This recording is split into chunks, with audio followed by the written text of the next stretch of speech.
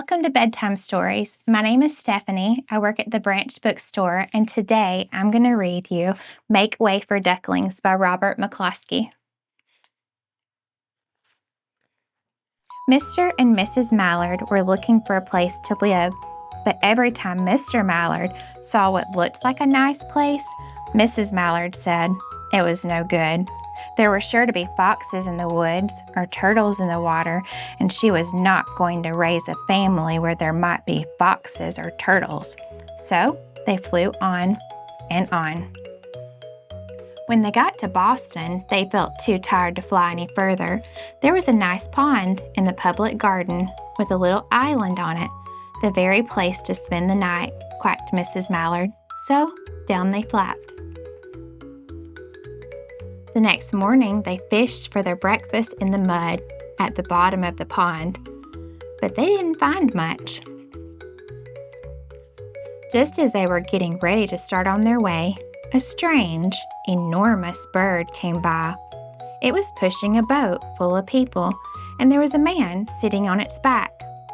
"Good morning," quacked Mr. Mallard, being polite, but the big bird was too proud to answer. But the people on the boat threw peanuts in the water, so the Mallards followed them all around the pond and got another breakfast, better than the first. "I like this place," said Mrs. Mallard as they climbed out on the bank and waddled away. "Why don't we build a nest and raise our ducklings right in this pond? There are no foxes, no turtles, and the people feed us peanuts. What could be better?" "Good," said Mr. Mallard, delighted that at last Mrs. Mallard had found a place that suited her. "But look out!" squawked Mrs. Mallard, all of a dither. "You'll get run over." And when she got her breath, she added, "This is no place for babies. With all those horrid things rushing about, we'll have to look for somewhere else." So they flew over Beacon Hill and around the State House, but there was no place there. They looked in Louisburg Square, but there was no water to swim in. Then they flew over the Charles River. "This is better," quacked Mr. Mallard. "That island looks like a nice place, and it's only a little way from the public garden." "Yes," said Mrs. Mallard, remembering the peanuts. "That looks just like the right place to hatch ducklings." So they chose a cozy spot among the bushes near the water and settled down to build their nest, and only just in time, for now they were beginning to molt, and all their old wing feathers started to drop out, and they would not be able to fly again until the new ones grew in. But of course they could swim, and one day they swam over to the park on the riverbank, and there they met a policeman named Michael.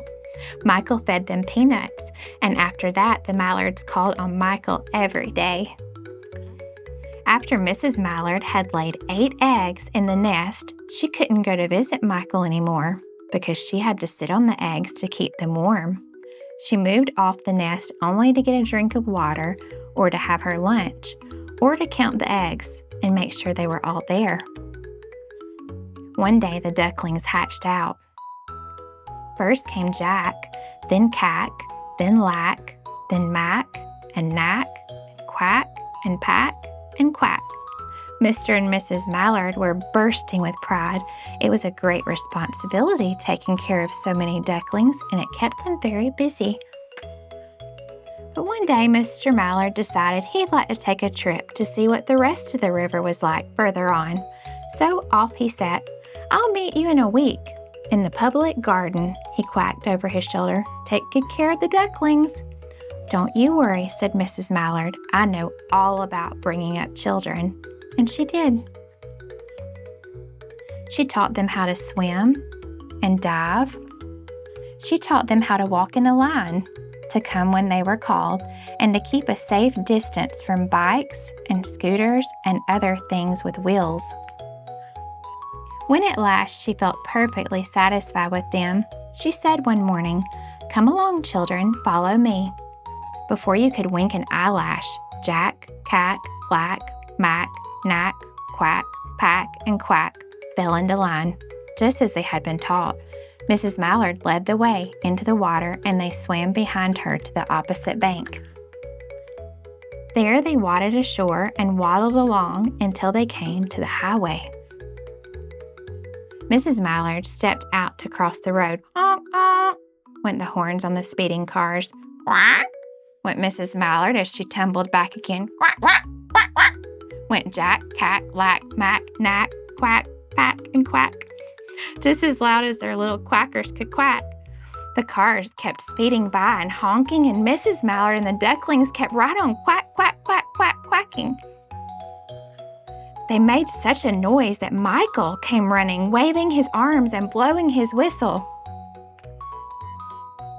He planted himself in the center of the road, raised one hand to stop the traffic, and then beckoned with the other, the way policemen do, for Mrs. Mallard to cross over. As soon as Mrs. Mallard and the ducklings were safe on the other side, on their way down Mount Vernon Street, Michael rushed back to his police booth. He called Clancy at the headquarters and said, "There's a family of ducks walking down the street." Clancy said, "Family of what?" "Ducks."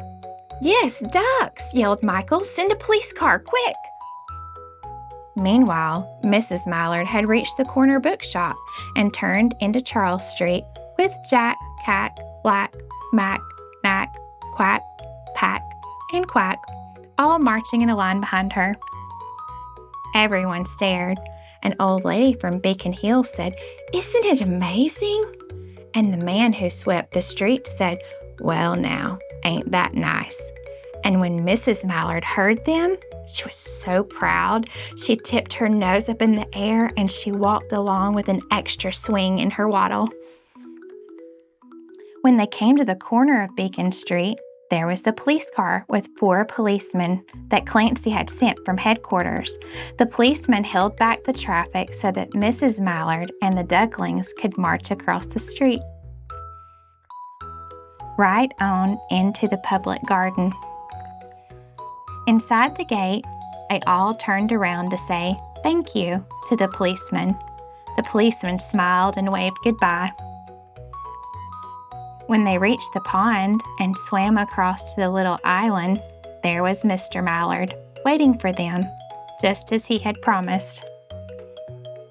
The ducklings liked the new island so much that they decided to live there.